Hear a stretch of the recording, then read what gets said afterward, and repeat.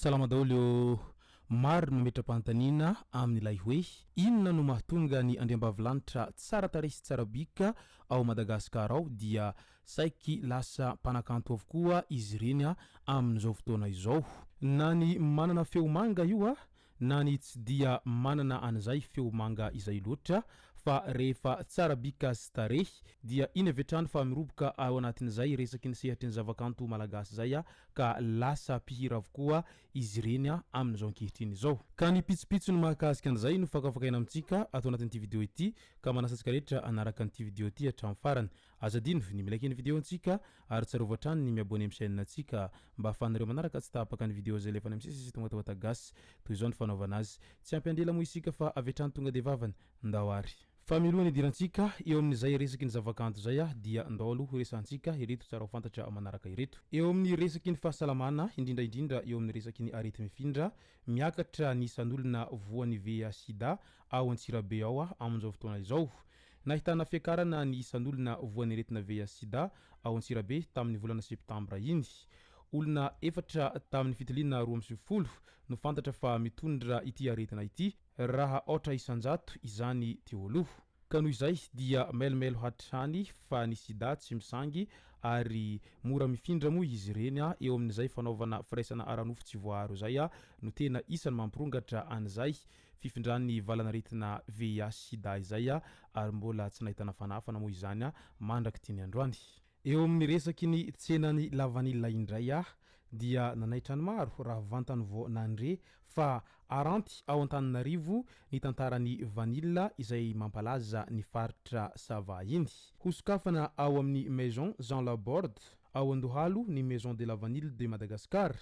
Ao no hampirantina ny tantaran'ny lavanila malagasy miainga avy any amin'ny fambolena ka hatrany amin'ny fanodinana ary fandranana ity vokatra mampalaza ny faritra Sava ity. Tsy nahafaly ny zanaky ny faritra Sava nefa ny vantany vao nandre an'izay fa ho ampirantina ao Antananarivo renivohitra ao izay tsenany lavanila izay satria tany Antalahy no voalaza fa capitale de la vanilla efa hatramin'ny ela dia izao indray lasa hitsimbadika any Antananarivo renivohitra mazava ho azy zany no hatao capitale de la vanilla nefa iaraha mahalala sy iaraha mahita fa ao Antananarivo renivohitra neka tsy misy an'izany lavanilla maniry zany na ny ray azy. Araka izany dia mbola mipetraka foana ilay politika na centralisation fa tsy hipetraka mihitsy izany ilay décentralisation izay efa nangatahany ireo faritany rehetra efa hatramin'izay fa mbola tsy misy izany mandraky tiany androany raha tsy tany amin'ny androny Didier Ratsiraka angambany no nisy an'izay hoe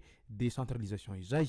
Manahy mafy araka izany ireo zanaky ny faritry ny Sava ny mety ho fiantraikany izao any amin'ny faritanin'izy ireo eo amin'izay sehatry ny lavanila izay. Eo amin'ny resaky ny fifidianana communal izay ho atao atsoatso indray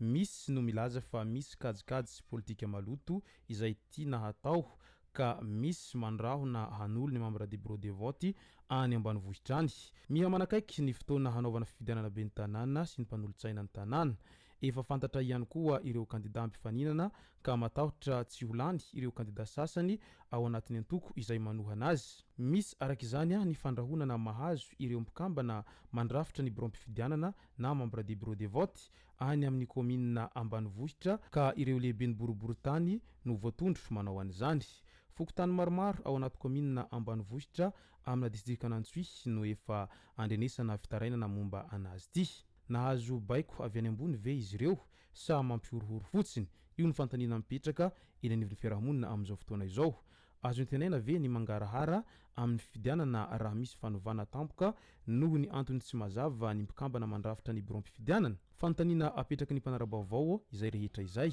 Arahantsika eto ny mety ho tohiny fa manimba ny endriky ny fitondrana ihany raha miroso amin'izany ny tompon'andraikitra. Eny antoho madinika centre indray manomboka hita taratra ny tombotsoa avy amin'ny ama. efatra mpifapolora taty aorina ny tsy dia ny teny razafinjoelina ny antomadinika centre sy nanombohana ny aza fanadiovana na dio tanteraka ny tatatra mizotra makany amin'ny fahombiazana ny fanentanana ny olona hanadio sy ahay hikajy ny soa iombonana tafiditra ao anatin'ny tetikasa asa maharitra ho any Antananarivo na amamo hoe izy ity ny fanadiovana ny tanàna vita ny mponina mahazo asa nilaza izy ireo fa vonina hanao ny asa hatrany ary hitandro sy hanaja ny fahadiovana ihany koa miandry ny tohiny izany isika rehetra amin'izao fotoana izao mbola ho avy ny any faritra hafa tsy misy manana ny ampy fa sambatra izay mifanampy any ampitan-dranomasina indray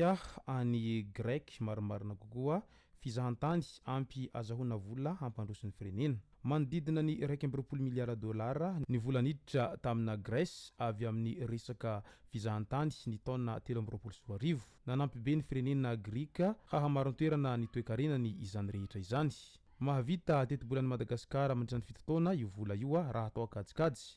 ampy tsara hampidiram-bola ampiasaina amin'ny asa fampandrosoana ny firenena ny fizahantany raha hainy mitrandraka an'izany rehetra izany any Grèce raha teo moa dia isan'ny firenena izay tena manintona ny mpizahantany indrindra satria mahafinaritra sy matipaika daholy ny hatsarany tanàna any Grèce izany andao amin'izay raha ho resantsika ny mahakasika ny tontolon'ny zavakanto eo amin'ilay hoe nahoana no lasa mpanakanto avokoa ireo andriambavilanitra tsara tarehy rehetra ao Madagasikara ao amin'izao fotoana izao raha ny eo amin'ny fiainana andavanandro no asiantsika an'izay famakafakana izay hoe nahoana no lasa mpanakanto daholy ny andriambavilanitra tsara tarehy rehetra ao Madagasikara ao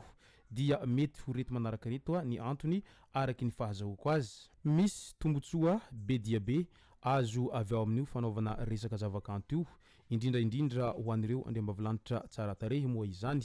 satria ny zavakanto raha teo dia isany fitaovana anankiray ahafahana mivoatra sy ahafahana mifandray amin'olona farakin'izay haingana ary ahafahana manana herijika sy influence lehibe eny anivon'ny fiarahamonina sy ny manodidina anao rehetra eny ny zavatra hita sy tsapa matetika dia ireny andriambavilanitra tsara tarehy izay lasa mpanakanto kalaza ireny tsy vitsy amin'izy ireny ny olona tsy dia nandalo fianarana loatra fa noho ny hatsaram-bikany sy tarehiny izay dia indro ary fa niditra amin'izay sehatry ny zavakanto zay mba hahafahany miditra bebe kokoa eo amin'izay resaky ny fifandraisana aman'olona sy ny isan-karazany izay ary ny resaka zavakanto ihany koa moa dia isan'ny fitaovana lehibe anankiray ahafahanao mivelatra any amin'ny faritra hafa sy ny firenenkafa ihany koa izay sehatry ny zavakanto izay moa ilay antsoina hoe vantany ligne zany mazava ho azy raha ohatra zao ny vehivavy anankiray tsara tarehy sy tsara bika te hipetraka sy te ho any ampitan-dranomasina raisitsika ohatra hoe ho any a France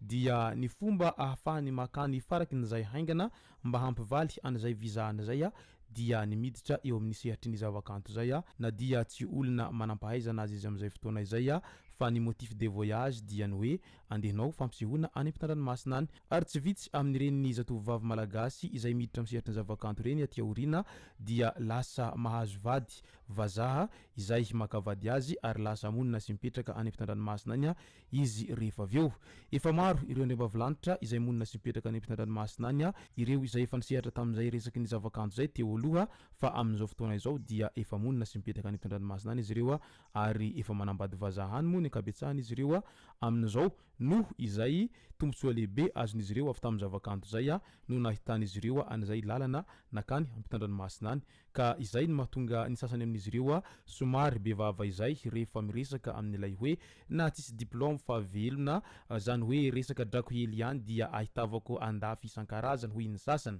izay angambany araky ny fahazahoako azy ny antony isany mahatonga an'ireo andriambavilanitra tsara tarehy miditra amin'izay sehatry ny zavakanto zay ireo manajery isan-karazany raha teo moa dia miezaka mitrandraka anireny tovovavy tsara tarehy ireny satria ny tarehy raha teo efa manintona miaraka amin'izay bika ananan'izy ireo zay dia miampy anikoatsinina vocal kely fotsiny dia lasa ny varobarotra izay sy zay ny masaka azona rosta anatin'ity vidéo ty tomboko lasy tomboko vavy misaotra antsika rehetra nanaraka an'ity vidéo ty hatramin'ny farany azadiny ny milaiky ny vidéontsika ary tsarovatrany miabony amin'ny chaîne antsika mba afanareo manaraka tsy tapaka ny vidéo zay lefany misy tamatagagasy tomboko lasy tomboko vavy mankasitraka dia mirary soa